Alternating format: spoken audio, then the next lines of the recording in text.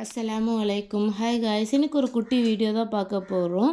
So எங்கள் வீட்டு பக்கத்தில் ஒட்டியே கொஞ்சம் இடம் இருந்துச்சு. ஸோ அந்த இடத்துல சில பிளான்ஸ்லாம் வந்து வச்சு நான் வளர்த்திருந்தேன். ஸோ அதை தான் உங்களுக்கு இந்த வீடியோவில் ஷேர் பண்ண போகிறேன். இந்த வீடியோ நான் ஊரில் இருக்கும்போதே எடுத்துட்டேன். ஆனால் வந்து வீடியோ அப்லோட் பண்ண டைம் இல்லாமல் இப்படியே போயிட்டு, சரி இன்றைக்கி அப்லோட் பண்ணிடலாமேன்னு சொல்லிட்டு தான் இந்த வீடியோ வந்து உங்கள் கூட ஷேர் பண்ணுறேன். இந்த சைடில் பார்த்தீங்கன்னா முருங்கை மரம் வந்து வச்சுருக்கோம். இன்னொரு சைடு பார்த்தீங்கன்னா கருவேப்பிலையும் அது கீழே வந்து ஓம இலையும் வந்து வச்சுருக்கோம். பக்கத்தில் வந்து கொய்யா மரம் வந்து வச்சுருக்கோம். கீழே வரைக்கும் பார்த்தீங்கன்னா கொய்யா வந்து காய்ச்சிருக்கும். இப்போ உங்களுக்கு வீடியோலேயே தெரியுதா உங்களுக்கு. இந்த கொய்யா பார்த்தீங்கன்னா உள்ள ரோஸ் கலரில் இருக்கும் இல்லையா, ஸோ அந்த கொய்யா. அப்புறம் பார்த்திங்கன்னா மேலெல்லாம் நிறைய காய வந்து இருக்குது. இப்போ தான் குட்டி குட்டியாக காயெலாம் வந்து வந்திருக்கு.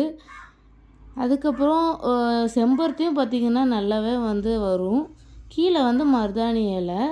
இது எல்லாமே பார்த்திங்கன்னா ரொம்ப குட்டி குட்டியாக தான் வச்சுருந்தோம். தள்ளி தள்ளி தான் வச்சுருந்தோம். பட் அது எல்லா செடியும் வளரும்போது பார்த்திங்கன்னா எல்லாமே மொத்தமாக வந்து ஒன்றா வச்ச மாதிரியே ஆயிடுச்சு.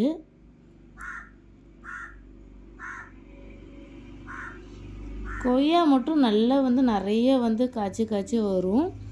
அதுக்கப்புறம் பப்பாளி பழம் வந்து இருக்கும். இது வந்து விதை தான் சும்மா போட்டிருந்தோம். ஸோ வந்து அது தன்னாலே வந்து வளர்ந்துருச்சு. 2 பக்கம் போட்டிருந்தோம். இன்னொரு சைட்லேயும் வந்து போட்டிருந்தோம்.